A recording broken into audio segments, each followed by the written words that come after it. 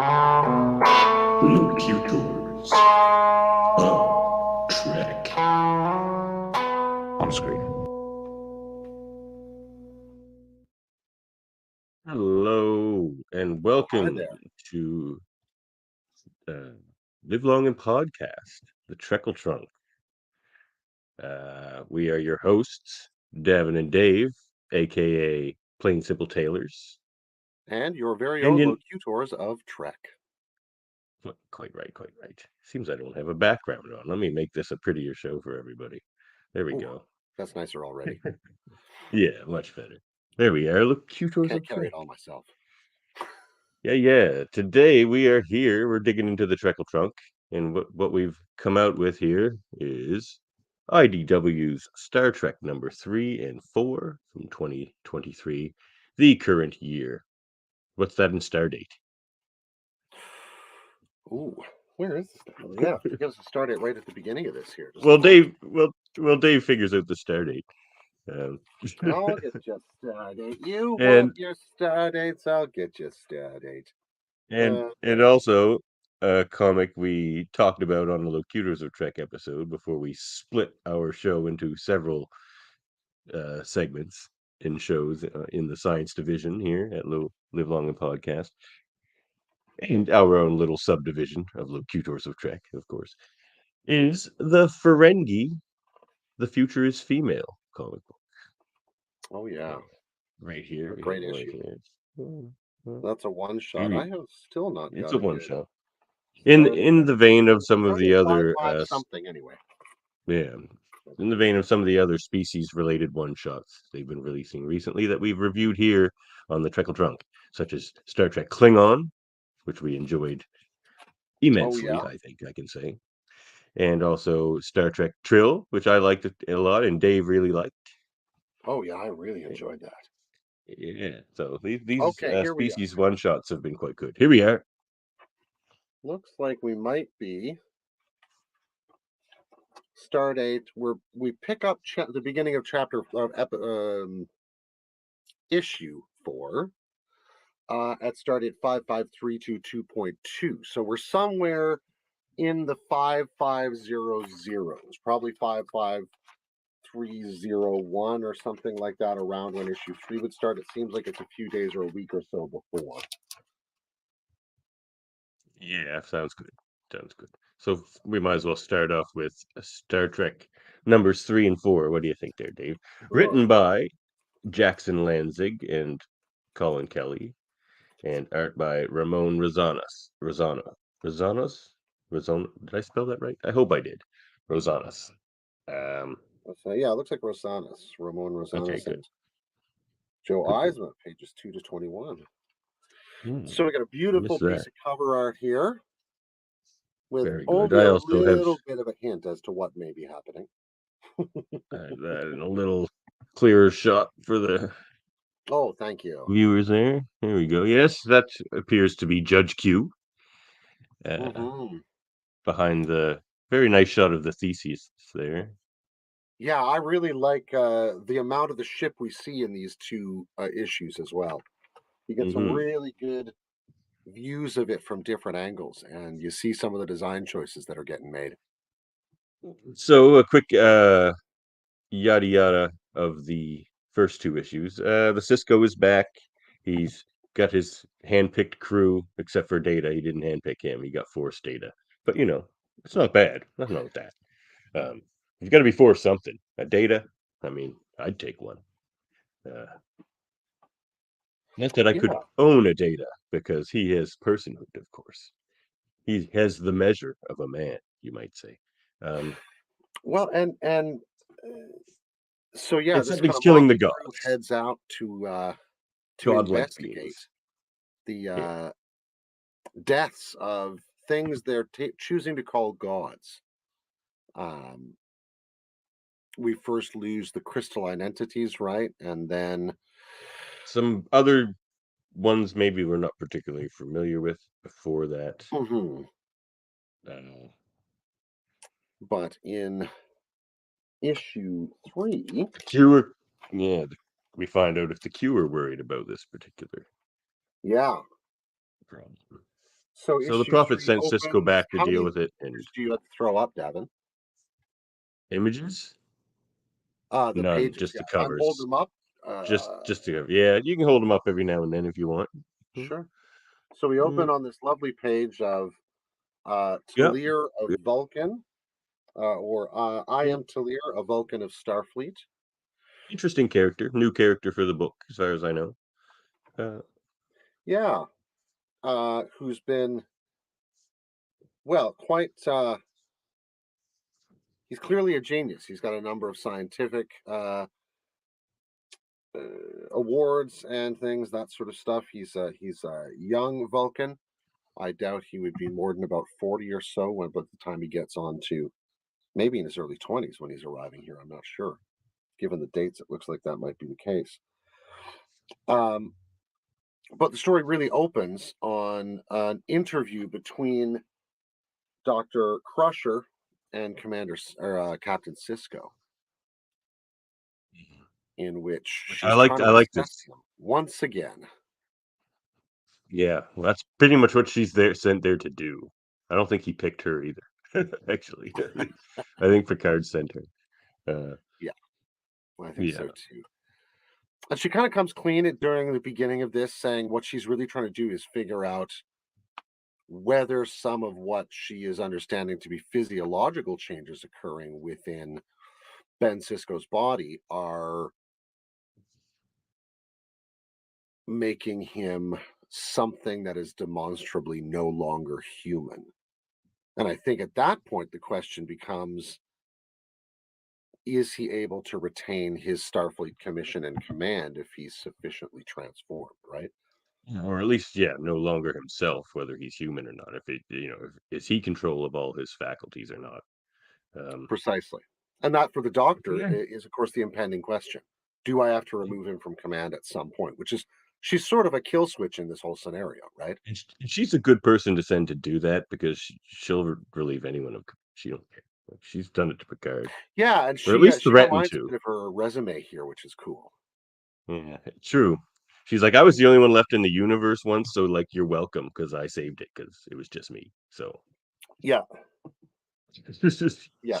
well, She's I think your little prophets and all that stuff is big. Well, I was the only one left in the universe, but I love that exactly. callback. Actually, this conversation is my favorite part of the issue. Um, I think Um, they're fresher in your mind than mine. I've read them a few days ago.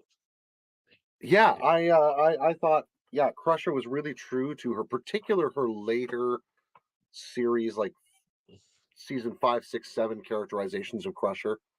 I Which is found her good quite because the early really characterization was not nicely. particularly flattering. I didn't find. Uh, and then we um, turn at one point to Jake and Talir, who are making gumbo together. We learned oh that yeah, his he took grandfather Jake has in along. fact passed away. He hadn't Um, known that. Yeah, yeah, that he took Jake and along.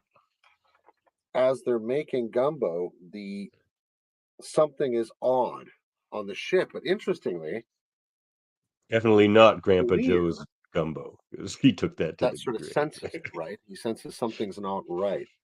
And then it's madness. There's like a big splash Yeah, page of Cowboys. Old West style action. Uh, a great, almost Where's Waldo style run through the ship ensues. And yeah, we get some beautiful art of the continuing conversation between Crusher and uh, Cisco. I assume this is how he's looking on her sensors, you know? Or maybe So we're they're also there. getting a glimpse into his own memories to some extent. That, or if it is on her sensors, then even more the reason for her to wonder if he's still human or whatever. I mean, and to be fair, Starfleet has always thought Cisco was half crazy. Yeah, yeah. And They he just go will with it. reference that at various points in these issues for sure. Yeah. Um, These issues I like them quite a bit. I like the fourth one better than the third one, I think. Yeah, the third But seems to me like very much of a getting here to there sort of a issue in some ways. There's some good the moments in the story here. I like the the requisite Q appearance. the requisite Q appearance. Yeah. Ta-da, Mr. Dun, Q. dun, dun. Yeah. So, You know, talks about how we he get a punched him lovely out. page of log entries of all the times that Starfleet captains have met Q, and it just goes down to the entries to Hmm. the once, All which their then descriptions of the says, Q, right? Q came to Deep Space Nine today. I put my fist through his face. And he then Everyone else is proceeds to just do like, I think they completely are other things. mischievous devils that, bother the galaxy and tyrants, really, and like all this crazy stuff. And he's just like, yeah, I put my fist in his face. So we get another bit of a fist fight until Q says, "Hey, back it off. Um, I came here to see whether what was going on, but you've already failed the test." Beverly chimes in saying, "There it is, Q's favorite word, test." Um, so elsewhere on the ship, while Jake gets another small moment of his dad not really having any confidence that he can do anything aboard a spaceship by saying just stay safe, uh, is invited along. I really like this page a lot. A delightful panel of sort of navigating their way through the Jeffries All these tubes between yeah, these decks where there's utter madness happening. that was good. And they finally find their way to a deflector dish and decide to utilize a method of trying to force Q off the ship. I've And been trying to figure that out for years. yeah, Tellar um, sacrifices himself. It looks like he's just vaporized in this particular panel. Uh, and so Q decides this time to take on an engineering or security uniform, which he's not done in the past, and wants to make a deal with Cisco, Indeed. saying, "Don't you dare let us down." It seems the Q are worried about this assassin of the gods as well. Mm. We get a nice joke from Worf about having to wear a stupid hat. He's been on the ship like 10 minutes and he's like, "I've already been in a stupid hat," which I quite enjoyed. I am not a And merry man.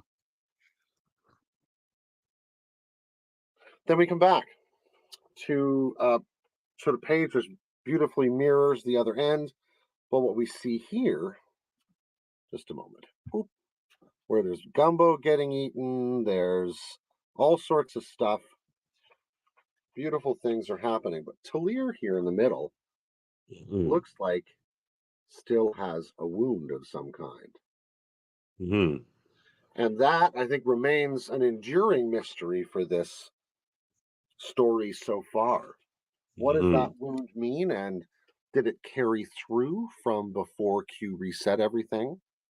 Or is it some form of, well, I don't know. What do you think?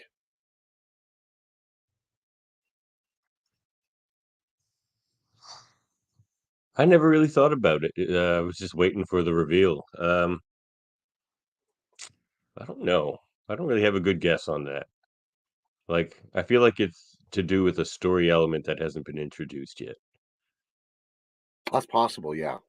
Yeah. And Um, I don't so think we'll it have has to to do see with on any that of one. this. That made me very curious. Yeah, for sure. Um, Bit of a filler one for sure, just because it's, the queue of things always are. Um, pretty fun. I like that he brought Jake along because one of the problems I had, like, I started off quite positive, and you and cousin Dave were like, I don't know, I'm skeptical, and I started to lean your guys' way a little bit after issue 2, I gotta say, and Hmm. then issue 3, because it just like it wasn't the Cisco return we wanted, because he didn't get to reunite with any of the characters that we know that he knows really, and Hmm. other than Jake. But so I'm glad he took Jake with him because for him to just forget about his family entirely really bothered me, and Yeah, that seemed very true to character. He hasn't seen his son in forever. He would definitely take him along, I think. yeah. Even though he's sort of pulled by this driving urge to kind of go and sort out this situation in some definite way, you know. Um, the yeah, I really do. Yeah, there are elements of this issue that I really enjoy a lot. You know, I really liked the sense in which we get to see. Well, there's some really fun art. First of all, you know, some of those pages where they're climbing through the Jeffries tubes and stuff. I really liked some of that. I love to see Benjamin punch and Q again. That was great. Uh, and getting to see a little more of Dr. Crusher was quite nice as well, you know. And I think there's in some ways there's kind of a meta set of questions that way about these characters. Crusher, particularly in Jake, I think, because Jake's whole role in the story in this episode or this issue is literally like, why am I here? You know? And that's partly through the gumbo, right? He's like, I've lost we don't know the secret ingredient that Grandpa used. But he said, we were around him enough. Why should he ever have to write it down? Right. And so we lost that piece of the tradition. So he's trying to recreate or go beyond his grandfather's gumbo and thus his father's gumbo.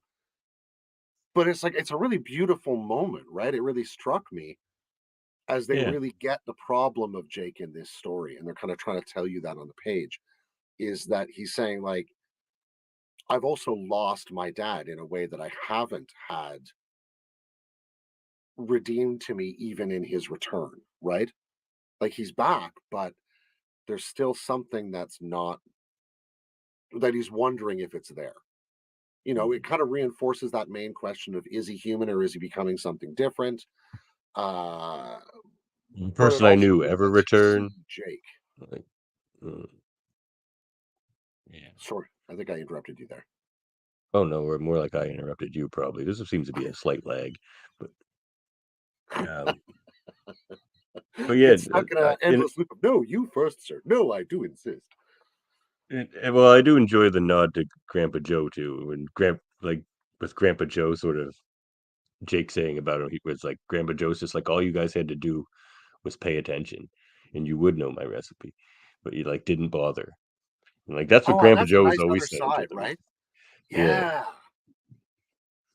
Yeah. Yeah. like, and that's a very Grandpa Joe thing because he's a more like tactile, hands-on, real world, down to earth kind of fella. He's just like, Yeah. I'd pay attention to a recipe if I wanted to know it, but like you dummies didn't. Yeah, like one of you was finding new recipes and one of you was like writing about what recipes are. Come on, like neither Yeah. of you are the same person. Uh Seriously.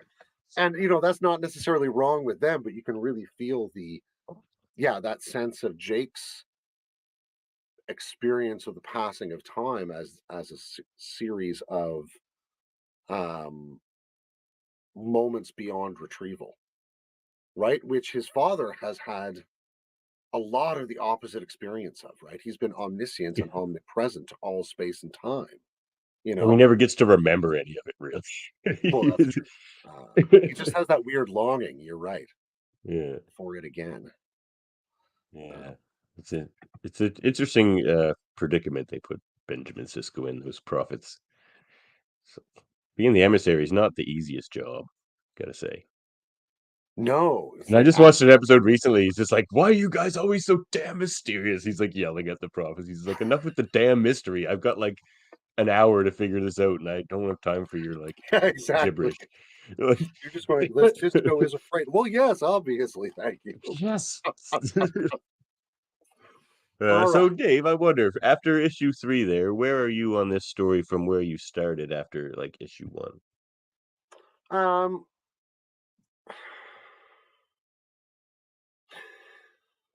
well, where I am right now is I am really enjoying that this story is getting told in a comic book format. In the sense that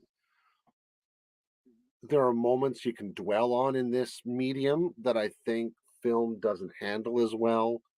And there are mirror rings in terms of page layout and a lot of sorts of things that can imply a sort of dynamic or a layer of meaning in the story that works especially well, I think, for this kind of story they're trying to tell, where there's a huge kind of crystalline structure uh, that's seemingly kind of getting viewed from a number of angles as we move through the story, right? We're trying to figure out just what it is that we're actually looking at, No pun even while intended. we're doing stuff all around it, right?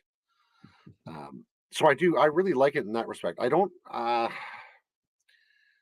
my sort of head canon how Cisco returns, I think, is somehow different than this, but I'm really Headcanon enjoying. has hard with that idea, even in like speculation. Like, what is a satisfying way for like?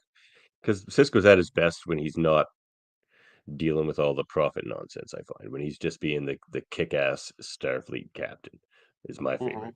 And you know himself, the cook, the Renaissance man. Like this, he can do anything. Like just like Avery Brooks. Um, Built a space sailboat. Come on. yeah, man. Yeah. So Uh, it's like hard to think of an idea that brings him back because it'll have to be back from them in all that metaphysical storyline stuff. But like, do you just like have them set him back there and then he just goes back to being the captain guy? Like, it's hard to figure because that yeah. seems like a clunky thing they wouldn't do in a story. Like, they would have to play out that profit business a bit. But now you raise another question in my mind. Like, what, and this is precisely because of Q's repeated use of the word Messiah, right? He says, "Oh yeah, gods choose their messiahs a bit at random sometimes." He's really quite snooty about it, uh, but it's an interesting point, right? In one of his very famous final texts, Walter Benjamin talks about the human species as shot through with what he calls a weak messianic power, right? That we have this orientation toward the future that doesn't necessarily uh, begrudge the future, but expects it. And so, under ideal circumstances, works toward the arrival of that future in a way that will give it fruitful possibilities, right? Mhm. It's why we work to try and stabilize our economic circumstances so our kids will have a good, safe, well provisioned place to grow up, right? And that sort of thing. Oh And yeah. it got me thinking that, like, the question of that sort of chosenness, because that's what Messiah means, right? It's the Mashiach, or a Messiah, is literally an anointed creature, right? And that's what it means, coming from sort of ancient Aramaic Hebrew stuff. But that sense of being chosen for a task, I think, always does carry with it that dynamic of, is it the right choice? Are they up to it? Can they bear what will be required, or what is implied in this task? Well, at Um, least in their and in that choice of respect, the I think Benjamin the story is Sisko. doing a really interesting job of Yeah. meditating on that. Like, what possible return could Ben Cisco have that would be adequate to the weight of expectation? You know, Yeah. Yeah. So, like, what would you do? gosh, um, I part of me would want uh the whole story to involve the return of that Dominion fleet out of the ether. Oh, that's a good one. Why didn't you bring up that number last episode? No, because we did our last Locutors Oh episode. We man, did our top 5 storylines that shouldn't have been dropped and no, I neglected. absolutely should have. I Oh totally, no, well. you're right. It was a failure on my part. Ah, yeah, then it's all a success in the end. We'll call it a win. Yeah, But yeah, like, we I would like to tie it together with some of that stuff, right? Like, tie it together with both, like, the physical weirdness of the wormhole, but also like an indelible relationship to Bajor that both Starfleet and Circumstance could stretch because they want him doing stuff that isn't there, or they want him sent other places. And yeah, like you could do a lot of fun stuff with Ben Sisko kind of flipping around the recipe of, or the ratio of emissary and Starfleet man inside him, you know. I like that actually. That works. Good job, Dave, because it has that kind of metaphysical element where it's just there appeared out of nowhere, this fleet, and Yeah. but it's a more grounded threat. So then you get the Starfleet version of Ben. Yeah, that's really good. Dang. Okay, your version is better, but we will continue on with this story. Well, no, I mean, the lovely thing about writing stories is that, I mean, honestly, if we didn't have these pesky copyright things, we could all just be writing stories of Star Trek. Well, With you these know what? That characters in brings mind. me You know, I to suppose slash fiction or fan fiction anyway does that. that Uh, makes me putting you on blast for we got to get back to the writers' room in oh, that that's regard. true. Oh, I hoisted myself on my own petard and didn't even realize it there. Yep. uh, So yeah, we come to issue that's funny. 4. Look at that cover there. This is the color version. You have the retailer incentive black and white version Yeah. there in your hand, I believe. But there it is with the color version. I love this image actually, with the shadow of the bird of prey over top of the Theseus, which also has the shadow on that moon or whatever. Oh, Oh, very yeah. It's cool. a really gorgeous cover. Uh, yeah, that blue there is a beautiful tint, though, eh? Yeah, yeah, I it really really is. like that. That's some nice coloring. So Hmm. this, Let's compare. Throw up the black and white version there. Yeah, so that's more like the still very cool. It's a oh bit of yeah, a maybe a bit more ominous and it shadowy, um. but less pretty. So the issue opens. We're back to doing stuff with tachyons, imaginary tachyons, which are superluminal, um, in order to try and find our way to the home world of the Takan Empire, which is a piece of information Q drops at the end of the last issue. And Now that that's a that I nod. was like, oh yes, now we are headed That's into serious Trek territory here. this is a deep, deep cut. This is episode 5 of TNG, Errand of Right? Mercy, I believe. So this for viewers or listeners, if you're happening to do it that way, um, who have not remembered the episode super well, this is the first meeting we ever have with the Ferengi above a Mhm. planet that drains power. Ever the more the the Chinese finger trap episode, as you might call it, and eventually These they run guys, into both Ferengi down on the Damantar. planet with those weird crystals everywhere, and they have the energy whips that we never see really show up or used again. But Mhm. they meet a guy on a bridge who is the last sentinel of the Takan Empire, and he's been slumbering for about 600,000 years at this point. But it says here the Takan, Swan, if you'd like to enter the Takan Empire. right? So this Basically. empire, the issue asserts, and I think they were talking about the same in episode 5 of TNG or season 1. Uh, they were famous for rearranging stellar bodies and moving Yeah. whole star They systems. made the Milky Way as we see it, like basically. Yeah, yeah. Like they were Kind building of a like how garden path up humans, to if the you front go door, into right? natural places, like you can go into the rainforest where it seems to be like rainforest, but if you look at what the plants are, they're clearly just like food crops that were planted in certain places and other plants not allowed in certain places. And it's like humans have constructed pretty much all of the environment at this point. Um, Well, I mean that point about the Amazon is absolutely incredible, right? Like you think about just the brilliance of that whole life pattern, that the waste is charred down into the terra preta, the black earth that coats the ground, that stabilizes and massively nutritious for these huge plantations that are just tended by a population of millions and millions and millions. Uh, in these conurbations that stretch over the whole Amazon rainforest area, but partly because it was a quote unquote alien form of organization and of practice to the people who were sailing up the streams a little while later in the rivers. It was understood to be unintelligible and wild, right? They wouldn't have found that. We didn't find it until we were shooting lasers at that stuff later, 500 years later.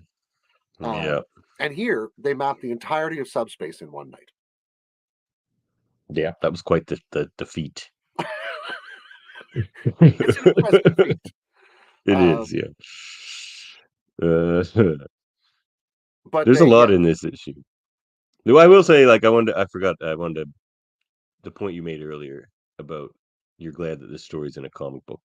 I will say I've always really enjoyed Star Trek comic books because I think it's perhaps, if not the best, one of the best mediums for Star Trek, because you can have it appear and flow almost like a television episode, but with budget constraint reasons in television, you can add so much more, like that scene of them running through the Jeffries tubes and it changing and it being madness and all that stuff.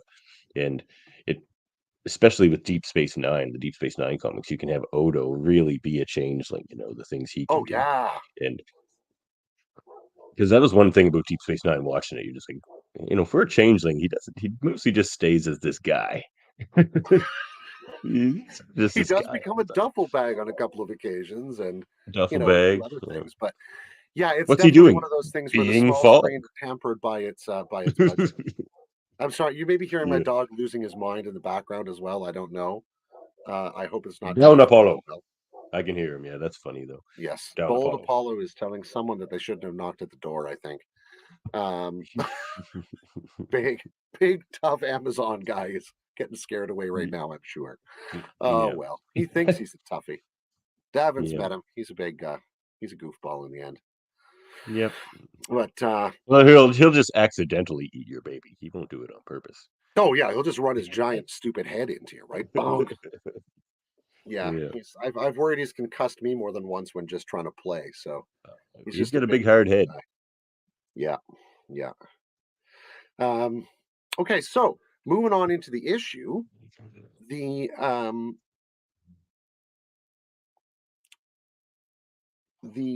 Theseus is chasing down the heart of the Takan Empire, and as they're moving, they come upon this absolutely gorgeous space world. Isn't it a Dyson sphere? Must be something. Well, you can see a star behind it, perhaps. Oh, okay. So it may, like, if you look right there. Oh yeah, you're right. The right page here. Just a second. There's something popping up on there. Yeah. Unless it's a binary system. Looks like a star behind it on the page. So it may just be something that's built, but it's clearly the size of a number of planets. So it's either a Dyson sphere or some sort of just massive.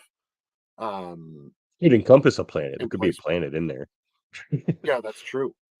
There's some really cool theories on how to do that and preserve workable gravity and atmosphere further and further up from the surface of the Earth.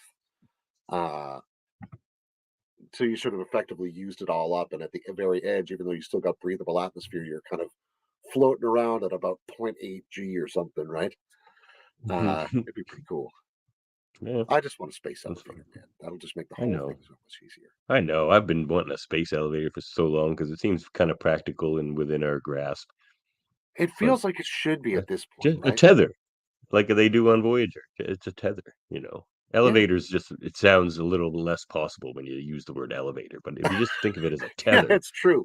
When what you're really doing is like running a bead line up and down a rope, right? It's not so exactly. crazy. No, just a really long rope. Yeah. But we've got that much rope. It's not that much rope. We have that much rope. Well, I think we must be able to produce that much like graphene encrusted stuff or something, right? Because graphene is so bloody thin, and there's really easy methods to produce it now. You look at all the roads and like telephone lines and stuff. Like you can. There's plenty of cable. Get it together, ruling class. Come on. Yeah. Rule better if you're going to Take rule. note. We're taking the power back. That's right. The People's Revolution Through will be for a space elevator. through holding to our Starfleet principles. That's right. We want spaceships, and we want them now. So they decide to go in there. Data suggests that it might be a good idea not to do that, and Cisco looks at him and says something like, "Why would you ever imagine me to do that? You know exactly why I'm here." And so they head inside this thing where they find there's something like a giant brain or being or something in here, right? It's not entirely clear, but it looks like there's a huge amount of what can amount to neural type tissue. This whole station has been built essentially around a giant Boltzmann brain in space, right? But one on a scale of planetary magnitude, right? It's larger than a gas giant by the looks of it. So a brain that size, you can only imagine the computational power. There's a guy actually. There's a fun scientist who's kind of on the edge of um, theories about the character of life, and we talked about this in an earlier episode at one point. A guy named Rupert Sheldrake, who propounds really, really interesting, but so far, of course, untested hypotheses about how you could test for if a star were intelligent. How you could sort of see if there was something like Turing test for the stars. movement of signal in a brain happening in a star, right? It's like it's a giant electromagnetic furnace. It's entirely possible that it could be doing what amounts, in our words, to thinking, right? It created a polar vortex the other day. Right? Did you see that? I Crazy. certainly felt that sucker go by. Jeepers. I think my No, I mean, visuals got hide there from the was a bottom of the polar boat. vortex on the sun. Oh, really? This flare came off of it, and it, instead of just like flaring off and dissipating away, it created a vortex. You can see the image of it. They got it with the James Webb, and it creates this like Wow. swirling Oh, I'm gonna vortex. have to look that up. It's That's pretty cool. crazy. Yeah. But so as they're entering into this thing, they begin to learn a little bit more about it, and they detect something else approaching. Dun, dun, dun. Dun, dun, dun, dun, and it Who could it is be? I'm sure the cover didn't spoil this at all. right here. It is one of my favorite starships ever. The One of the classic best designs ever. Burrell class Klingon bird of prey. And this one appears to be, by the description on later pages, a relatively small exemplar of the class. It's smaller than the Theseus anyway, which appears to be not the largest ship class in Starfleet. No, certainly not. My suspicion is it's somewhere around a Miranda class size or something like that would be my suspicion. Maybe a little bigger, but yeah. So this ship could be crewed by 40 Klingons, could be crewed by 80, a dozen, who knows? But it's not a big ship. But as Tom Paris notes, the Theseus is built to run, so they can come after this ship pretty fast and not lose her, given their low profile and Theseus's maneuverability. Tommy So they P at chase the them in. helm. They absorb a couple of photon torpedoes as Scotty is arguing that space is getting what he says thick. It shouldn't be getting thick, Captain. Something Yeah. is, as opposed to what we often talk about in cosmology, the expansion of space-time, something is squashing space here, which I would imagine means there's a resulting loss of speed or difficulties navigating to maneuver to miss objects, right? As the geometries all get bent around in weird ways. More power So, requirements to move through it, that type of stuff. Maybe a drain on the yeah, shields, even. Yeah, big drain. Yeah, the shields are going down bit by piece. And then it is revealed who we're actually talking to here. Dun, dun, dun. I loved this storyline actually. This is a great idea. And when I saw him on the page, I thought, oh, this is smart. And makes sense of the earlier mention that we'd seen where they go and pick up Worf from Konos. The antagonist here is Kahless, Emperor of the Klingon Empire. And Kahless the second. He has and in a way it's interesting, right? Because this kind of picks up on a theme from Deep Space Nine itself. You remember when the great poet comes back through the wormhole and he tries to reinstitute the caste system on Bajor. Akaram. Yeah. I feel like this is another view on that theme, because here's this other guy who has Kahless's memories and remembers Molor and his deal with, I think, something that turned out to maybe be the Romulans or something else, I forget, to behave, to let him act like a local god, right? No, he doesn't quite have Kahless's memories. He has the stories of Kahless sort of like built into him. That's true. So he doesn't have the details of the events oftentimes. That's right. And so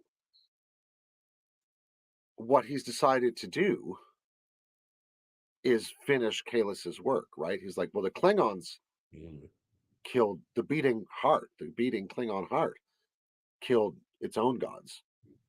I'm going to finish the job. I loved it. So good. It's like a weird kind of, and I don't mean positive in that it's like good or that I affirm of it, but like a kind of positive nihilism, right? Yeah. It's like we're gonna get. We did it for a reason. Clear it away. And yeah, which is a fascinating. Yeah. Oh, it works so well for that character because that character being, even any semblance of Kahless at all, and just being a Klingon, would be haunted constantly by the fact that he's not Kahless and none of that glory was his. So he would want to achieve the greatest glory he could possibly think to achieve for the Klingon Empire. And that Klingon clone did always come off as a bit even corrupt, even like he's not Kahless, which is why I think that Star Trek Klingon issue, if you read that first, is a nice a backdrop or like backstory to this story, like to see the differences between Kahless and Kahless the second. They're not the same guy at all. Like that original what you Kahless see is at like that battle is it's a very different creature. Even his strength of character and all these things, like the Kahless in that story was awesome. Like it lived up it's to tricky, the right? Because that Kahless essentially forges himself. Right. And that's what he really determines to be. He's like, I'm going to be a self-forged being. And this again. So perhaps they're similar in that sense. He would want to be this. Yeah, because one of the place that we get the word nihilism from as a concept in modern life is Friedrich Nietzsche, right? From whom we also get one of his classic teachings, the Übermensch, which was so distorted and perverted and brutalized by his sister and his brother-in-law that toward a sort of fascist ideology that the Nazis picked it up, but which in its essence, its actual Nietzschean essence, he speaks about the one that has overcome themselves, which becomes for themselves a source of values, a generator of values, unencumbered by the positions or the values of others, save as they choose to consider them, right? And that to me, that creature that's overcome himself and now generates his own view of how to live the world, that's Kahless.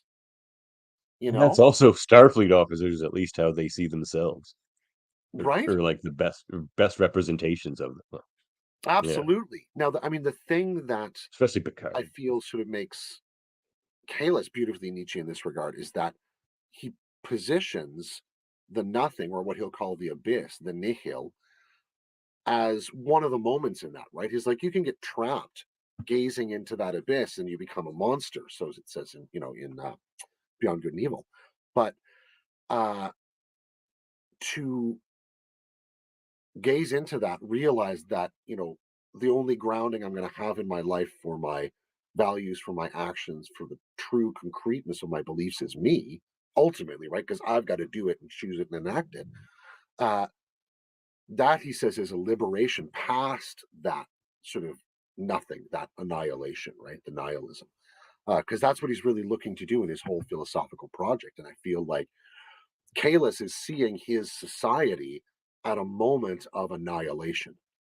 And what he chooses to do is drive straight through that and create a Klingon world that can live past that collapse. But this Kalis doesn't have that vision. He's got a very different vision. More about individual glory. Like, there's no benefit really to the Klingon Empire to destroy all the godlike entities that are otherwise just leaving them alone. Like, their own gods, fine. If they're messing your shit up, then take them down. But gods that are just leaving you alone anyway, whatever, right? Leave them alone. Yeah, and that I think shows that he's been more influenced by his contemporary experience among the warriors of this sort of decadent moment in Klingon society, where the Softer. warrior and the personal glory stuff has become like the sole object, really, of that sort of fraying culture.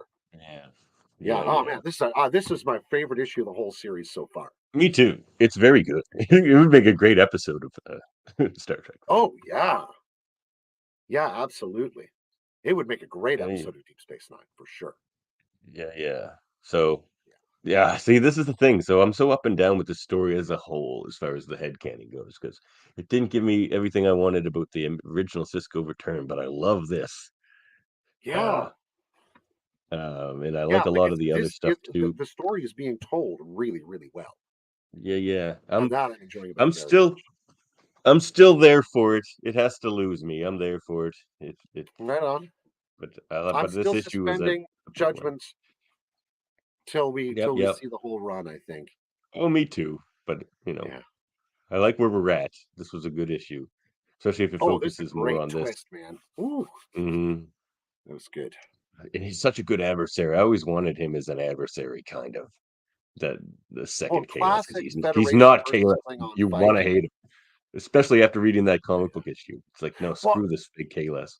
and Like, now that I think about it, in the last issue, when Tellar and Jake are running through various places, and there's one spot where there's one officer dragging another officer away, and he's saying, "Oh, come on, no, is that Kirk? Is that Core? Oh, this is the Organian Peace Treaty." Like, there's a wonderful like that. I didn't realize that, but that's a really clever piece of foreshadowing right there. Like, you're gonna have a Klingon Federation fight coming up. lots of deep cuts in this. Yeah, man. All right, up All next, right. Star Trek Ferengi. The Future is Female One Shot, written by Christina Rice and art by Andy Price. Here's the cover here. Awesome cover. Great art. Looks just like Quark. Looks just like Moogie. Oh yeah. Awesome. Not my station. This is the sign Quark is holding while sitting on a box of one gross of self-stealing stem bolts. Says right there. Oh, that's right. So, Yeah, it so is, that's the isn't size of a gross of stem bolts right there. You can sit on it. It's like an apple box. Yeah. So set the So scene for us here. I haven't read this issue in a few weeks at this rate. Yes. Yep. No problem at all. We find ourselves on the greatest place in the galaxy, Deep Space Nine. Indeed, Deep Space Nine. And there we find ourselves there with Morn, of course, in his chair. Keep it warm. And we find Quark trying to sell Julian on a bottle of Sluggo Cola. 43% live algae. And of course, Julian just wants a root beer. So insidious. Quark has a nice line here. He's like, and somehow the Federation manages to persist despite the involvement of humans.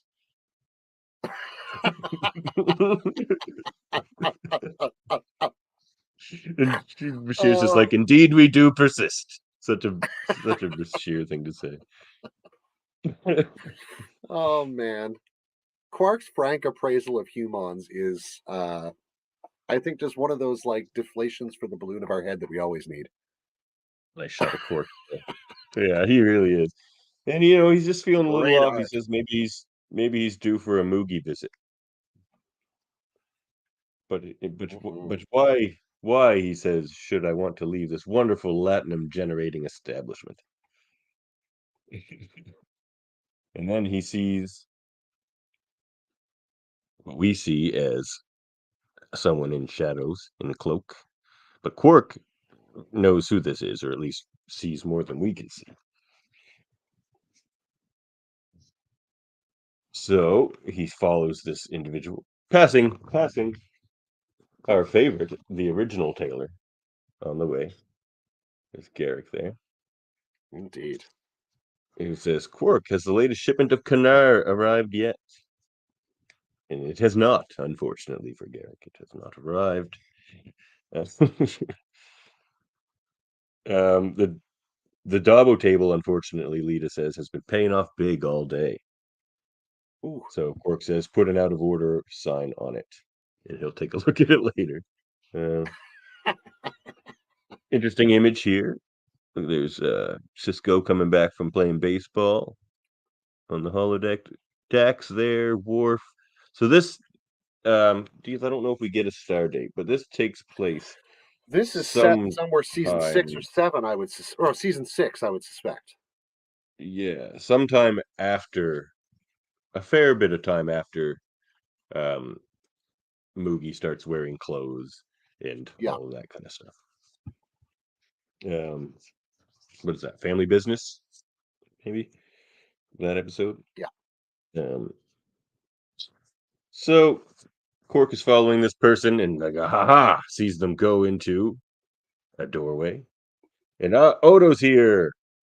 He was here because he has a problem with Quark. But Quark's like, I got no time for you. You always have a problem. And he keeps following this individual. And eventually, knock, knock, knock, the individual knocks on the door of Rom's quarters. And Rom's like, get in here fast. And Quark's just like, Rom, why am I not surprised? And look who we have. It is a female Ferengi wearing clothes. Quite scandalous. Quite scandalous, I Indeed. must say. And she just says she wanted to go to Quark's bar. It's a Ferengi-run establishment on a prominent space station. Why would she not want to check that out? And her name is Amram. And Rom tells her she shouldn't be walking around like that. If Quark saw a clothes female on the station, there'd be some big trouble. And Quark's listening at the door. It's like, this is, of course, he can hear. He's a Ferengi. He's like, having a female Ferengi servant on board isn't a half bad idea. It appears I've underestimated my brother. He thinks Rom's got a Immediately servant. jumps to the creepy conclusion, right? That's our Quark. This is what he would have done. So she's saying how inspiring and exhilarating it is being so far away from Ferenginar, because of course females aren't allowed to leave the home world. Very impressive culture. As much as we love the Ferengi, it was time for a change. Yeah. And they can still be their glorious Ferengi selves besides the horrible, horrible misogyny. Yeah. Yeah. Ideally, I think once they, it'll take a generation or two, but once the Ferengi realize the market value of all this, they're going to be cool with the whole thing. So Quark comes in and Rom's just like, I knew I shouldn't have given the override code to my room. Of course not. Of course not, Rom. That's the last thing you think. Oh my god, he is a bit of an idiot sometimes. Yeah. So, I love Rom. Quark's just like, especially, he's like, it's not bad, especially after you get those vile clothes off her and burn them. She's like, the clothes stay on. Rom, I will not tolerate outbursts like that as long as she is staying here. He's just pulling the super like, is that female talking to me? Oh my god. Quark. So Rom's like, let's get out of here, Amron. He's just like, you can't take her out in public and clothed. Loathed. I like it that his Yeah. hand kind of looks like some weird Diplodocus in that picture. It's funny. Oh, yeah. It does too. It's like Yeah, dinosaur. good catch. Awesome. Good catch. Amron says, Ishka didn't exaggerate about you. And he's just like, wait a minute, what does my mother have to do with this? So eventually he finds out from What Rom. doesn't she have to do with this? Yeah, exactly. Ishka, and Rom is helping her, is smuggling females off of Ferenginar. Which I think, okay, I'm going to stop right here for a sec. Fantastic. That should have been an episode. Get rid of Wrongs Darker Than Death or Night and make this episode. Like, because they didn't follow. We, I could have made that in the last episode one of the plot lines they shouldn't have let die, but they did bring it back in a comic book. So, yeah, they never followed up on the female plight on Ferenginar, and that's a huge story. Yeah. Uh, But with I mean, you can interesting. absolutely see it being a total expression of that now voiced possibility of greater equality, right? Mhm. So then he's just like, Mugi has been funding a covert operation to sneak females off Ferenginar. They get the passage to Deep Space Nine, where they arrange additional transport to the Gamma Quadrant. So they're hiding the females in the Gamma Quadrant, which is an interesting choice. Yeah. Maybe this is a little bit before the Dominion War. I'm not sure. But they also had made friends over there. They may have found True. somewhere to stash them, you know? Yeah, very good point. Who could they possibly be meeting up with in the Gamma Quadrant? He wonders, and then he remembers Hell, who we may remember from Oh, the Deep right. Space Nine episode, the female Ferengi who was pretending to be one of his male waiters that fell What in a love with great him. And episode. great episode. And Pell is a great character. Yeah. So yeah, Pell is in the Gamma Quadrant now. Like what a team! Moogie and Pell and Rom. Man, Ferenginar has some real friggin' freedom fighters here. Yeah. Union men and women. Heroes. Heroes. So here we are. The torrential rains of Ferenginar. It seems to be gleaming outside at the moment. Yeah. Looks about right. A good gleaming. Well, I mean, you would know. You spent a lot Look more at them. time with Ferenginar than I have. Yeah, fair enough. Fair enough. I'm 2 semesters. Huh? But look at them just trotting through the swamps. You can't even get anywhere without trotting through a swamp. Oh, they must have like the best like rubber boots in the galaxy, man. Well, they're mentioned. There's an episode that mentions Ferenginar boots or Oh, that's galoshes. I think right. it's Ferenginar galoshes. Like, yeah, seriously. Like, I want a pair of those. Yeah. For fishing. Give me some Ferenginar galoshes. So yeah, Quark walks into his family home. Nice spot there. Very nice. Big trees around on the swamp. You never got to see the outside of their residence before, so that's interesting. No. They have their landing pad there, like on the front yard. Whereas I suppose you would, instead of your like in these future societies, instead of your driveway, you have your landing pad for craft. Yeah. Right. He's just like, Moogie, get in here. And she's like, what's all the racket? Oh, it's you. She's like, still wearing clothes, I see. He's just like, give it a rest, man. You've lost that battle. Such a stick in the mud. But the better Ferengi than even he is. She's like, did you make a deposit?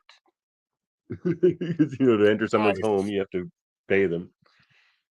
He's like, why would I do that?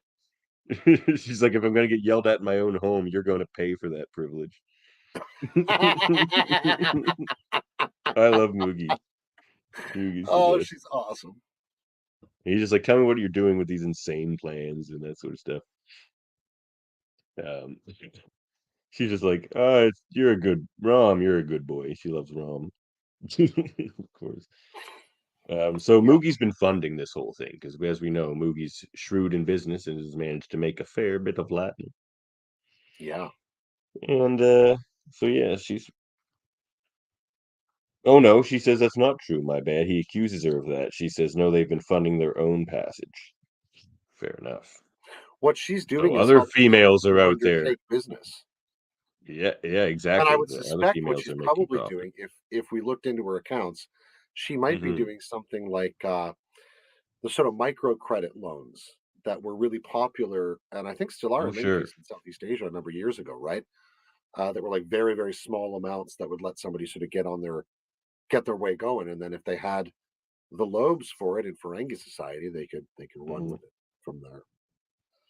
You know, There are some ladies with big old lobes out there. So on I know Ferengi. you're a lobe man. Didn't choose Ferenginar for no reason. There's good schools everywhere. Could have gone to the school of Boleus. Yeah, Yeah. yeah. Nothing wrong with checking the highlights of the scenery while you're there. No, exactly. Moogie says that there are some enlightened male Ferengi, and some of the females have left with their male counterpartners, which is interesting. Hmm. He's of course just like male Ferengi escorting their mates, fully clothed, no doubt, off this planet. I don't know who I am anymore. He's like, you're not my mother. Who is she? Who are you? Why did you replace her? Like, Oh, it's so good. and then they hear a buzz at the door. Somebody comes rushing in out of the Glemin. Um, um, it seems to be an accomplice of hers. I don't think we get a name. Oh, it's Kelso. Oh no, she's talking about. This is Bong. This character's name is Bong. Comes running in out of the rain there, and Bong relates to Ishka. Says, it's Kelso. He's been arrested by the Ferengi Commerce Authority, and they know what he's been up to, and they confiscated his ship. So the person who's been getting these Ferengi women Oh, off of the planet. So they've lost their main transport to Deep Space Nine. So that means that Karov is stuck here in her father's house until her father returns from Ryza. ah, That was someone they were looking to get off. And Karov is Nilva's daughter, and that's the commissioner of the FCA, chairman of Sluggo Cola. oh yes. Yes, yes. So really smuggling off some high society Ferengi here. So this is going Doesn't through go every unnoticed. stratum of Ferengi society, Yeah. and Rom's not the only male who has experienced a shift in his values either around this. Yep. So they've, Because I mean, they're Rom's on a not time always there, crunch. right? You remember he and Lita almost broke off their wedding when Oh yeah, over certain the economic nuptials. matters and all sorts of things, It's right? like it's like sign the prenuptial agreement. No. My profits are my own, lady. Like, oh, that's funny.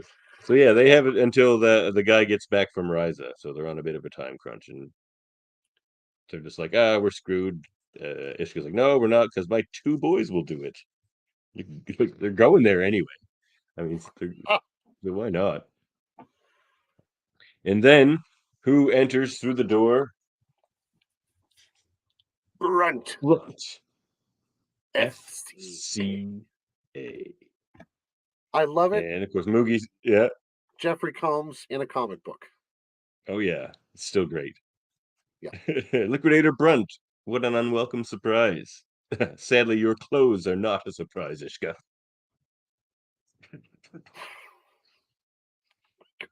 Oh, yeah. Quark's or Brunt's just like, Quark, how nice of you to spare me the trip to Deep Space Nine.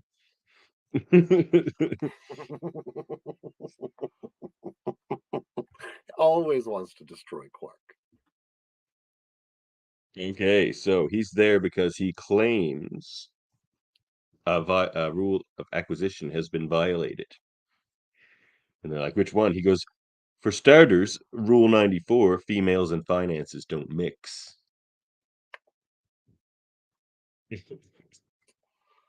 And Good old 94. there's a rumor going around that female Ferengi have been leaving the planet and they've been receiving funding to do it. And she goes, what does that have to do with Quark? Of course, he just says, must she speak to me?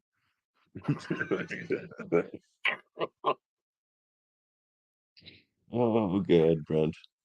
The worst.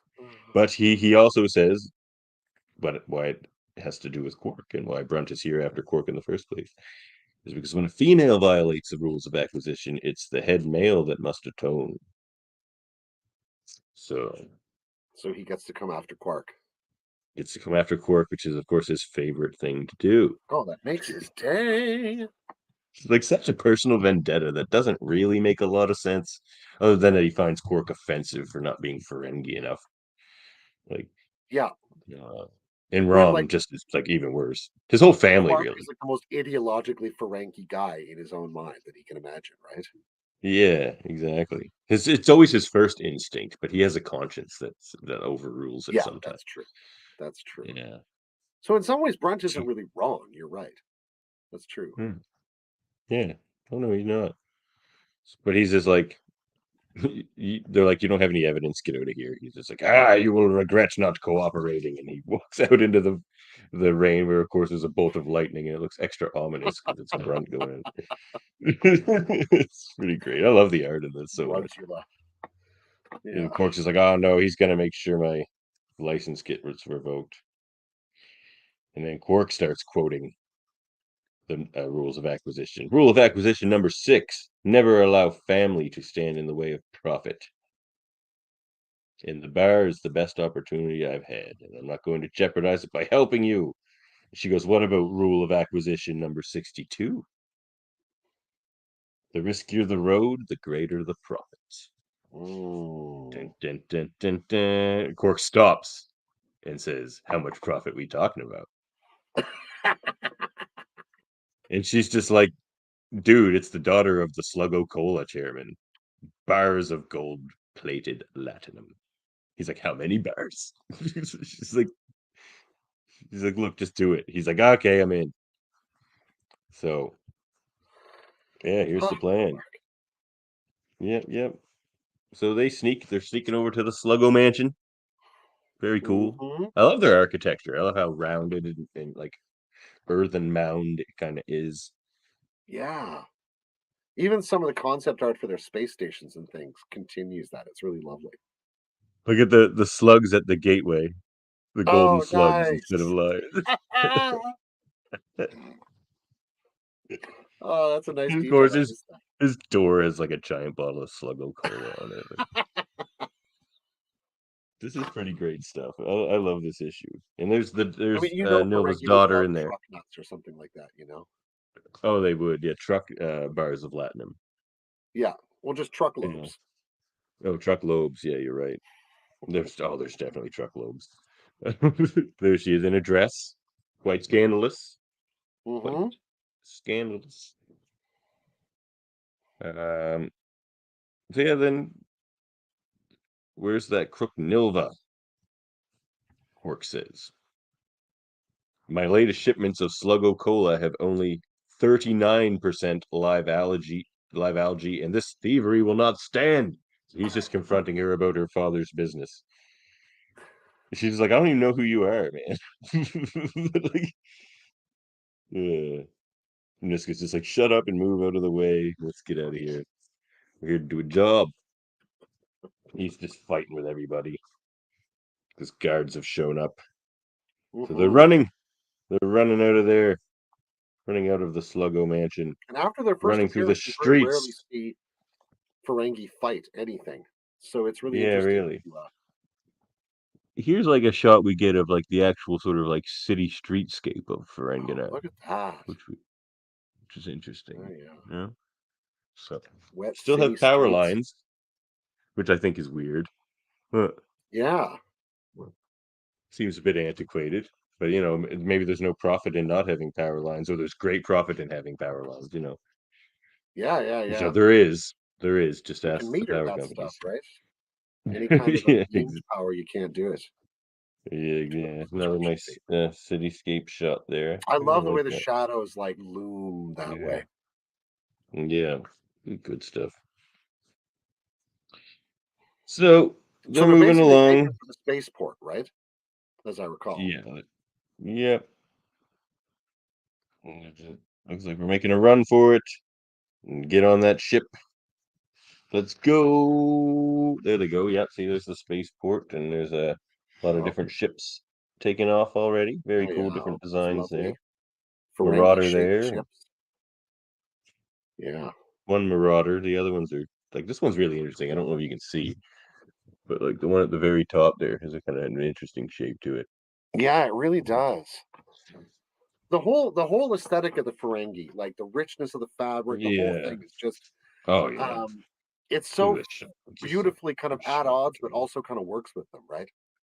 Because they Yeah. like fine things, they like beautiful things, but they don't necessarily always appreciate them in a way that humans or others would understand.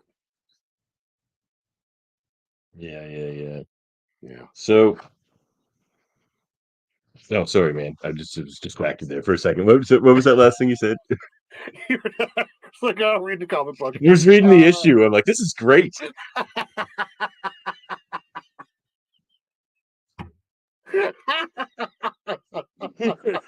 You can't put I mean, this episode or issue in it's a front of good me. sales pitch for an issue, for a one shot. Got Yeah. distracted reading it while reviewing it. Oh man. I don't know what I was saying. Let's just keep moving. Sorry, man. This is a good issue. I'm gonna have to get a neural stimulator on there for you, buddy.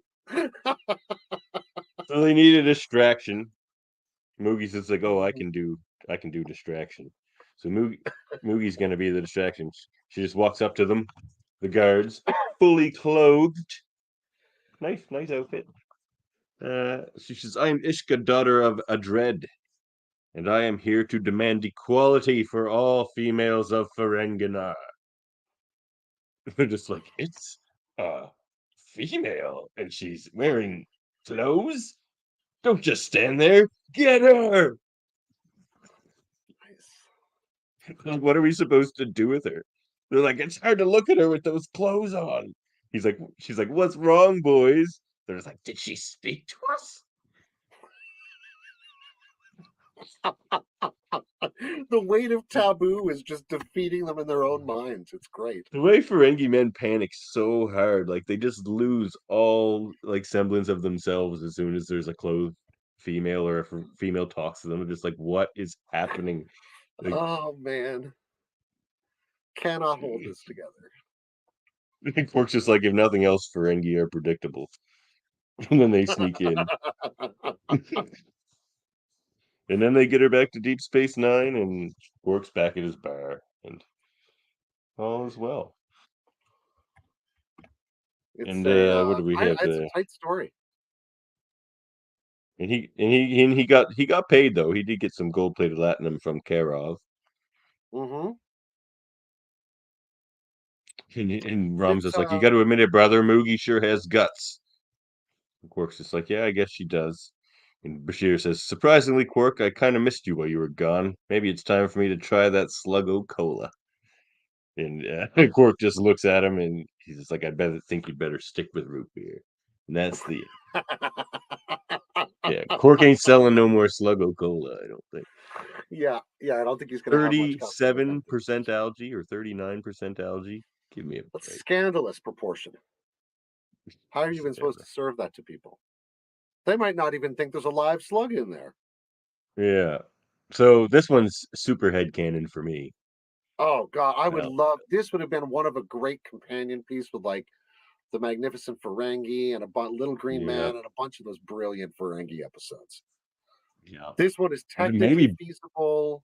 It's like their diorama Yeah. backdrop paintings could have done the work. Like Mhm. this is an And a episode rain they could have machine. pulled off right in the middle of making the series for sure. Yeah. And would have been a profound dose of levity in season 6. Yeah. And you know what? We've been going through season 6 over on Uh-huh. uh Nice segue. Live Long and Podcast.